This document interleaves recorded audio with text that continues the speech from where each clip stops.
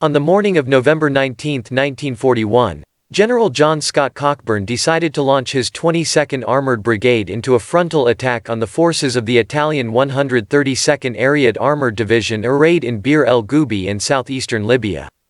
Earlier that year, in battles at Bardia and Beda Fomm, inexperienced Italian tank formations had repeatedly foundered battling British armor and artillery positions, as described in a companion article. Cockburn expected that a show of force from the tanks of the 22nd Brigade, outfitted with 150 brand-new Crusader I cruiser tanks, would set the ITIs to flight. He saw no need to wait for infantry support. That would allow him to swing the 22nd Brigade to the north and join forces targeting the German Afrika Korps under General Erwin Rommel as part of Operation Crusader. The attack by the 22nd began promisingly. Crusaders overran several forward battalions of Italian artillery and elite Bersaglieri infantry. Small units of Italian M13-40 tanks were isolated from the main force and suffered heavy losses. But at 1:30 p.m., as Crusaders bogged down before Italian mines and Bersaglieri, around 60 M13-40 tanks of the 32nd Armored Regiment counterattacked. A swirling armored duel broke out over the open desert, with one side flanking the other only to be flanked in turn by formations in the wings. Meanwhile, Fiat trucks toting 75mm howitzers and powerful 102mm naval guns designed to penetrate armored warships from miles away opened fire from the flanks. The Crusaders and M13-40s were both vulnerable to each other's 2-pounder, 40mm, and 47mm guns. The latter weapon had proven hopelessly ineffective against the thick armor of Matilda II heavy tanks at Bardia, but could readily penetrate lightly armored British cruisers. Soon column smoke began rising into the sky as tanks brewed up, leaving surviving crew scrambling desperately to escape their burning vehicles. You can see the action in this propaganda recording. By 4:30 p.m., the brigade's 3 tank regiments withdrew one by one, leaving behind 42 or 52 burning Crusaders and 34 M13-40s on the battlefield. The Afrika Korps was left to face one less British armored brigade. Bir el Gubi revealed Italian tankers had improved considerably in proficiency, and could hold their own given adequate forces and equipment. But those circumstances seldom aligned for Italian ground forces. For example, Mussolini impetuously committed 235,000 Italian soldiers of the 8th Army to support the Nazi invasion of the Soviet Union. These were supported by 7-ton L-640ths light reconnaissance tanks and Semovit 47 32nd assault guns, mechanically sound designs that was absurdly undergunned when facing the Red Army's numerous and robust T-34 tanks. A large part of the Italian forces guarding German flanks on the East Front were swept away in the winter of 1942–1943 in the opening phase of the Soviet double envelopment, Operation Saturn, that fatefully encircled the German 6th Army in Stalingrad. Meanwhile, in North Africa, by mid-1942, Italian M13 and M14 tanks were decisively outclassed by New Grant, Crusader III and Sherman medium tanks entering British service. The better armored M15-42 with a higher velocity gun only began to enter service in 1943. In truth, Italy's finest armored vehicles at the time were its Fiat Ansaldo Autoblinda armored scout cars with newfangled 4-wheel drive transmission, and more importantly, its self-propelled artillery mounting heavier guns and armor on the turretless hull of a tank. M13 and M14 tank hulls were converted to Semovant 75/18 armed with howitzers that could readily penetrate Allied tanks with shaped charge heat shells.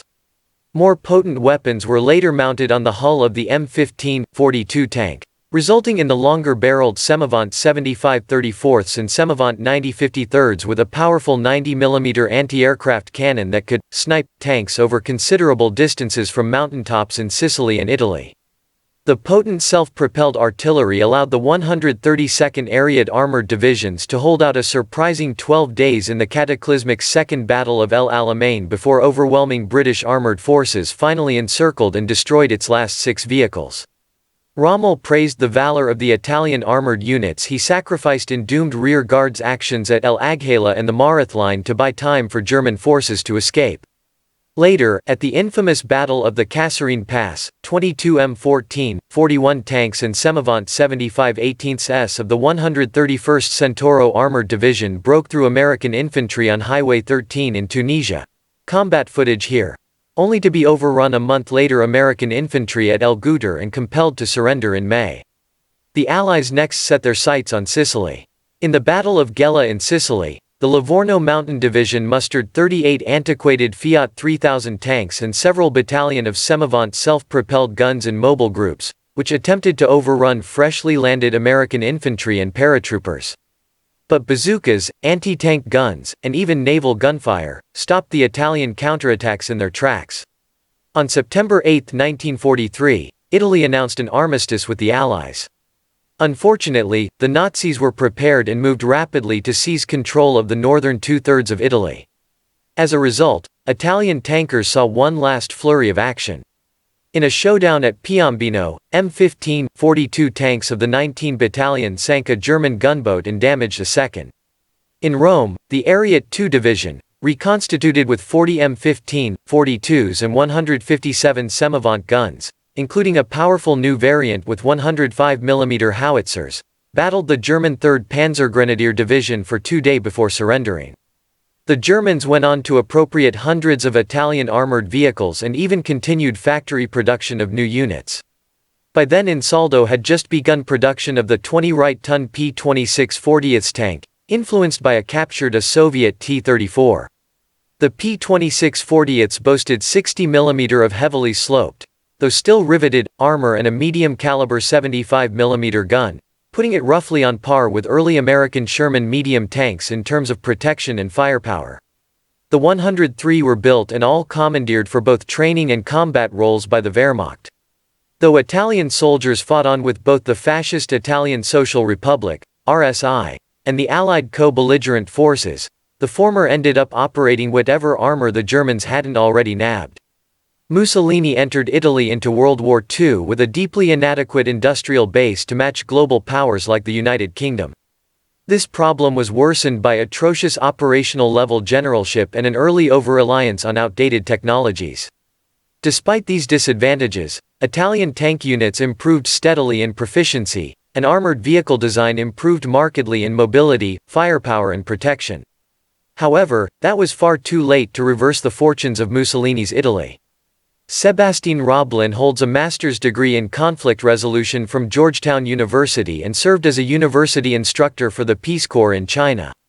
He has also worked in education, editing, and refugee resettlement in France and the United States. He currently writes on security and military history for War is Boring.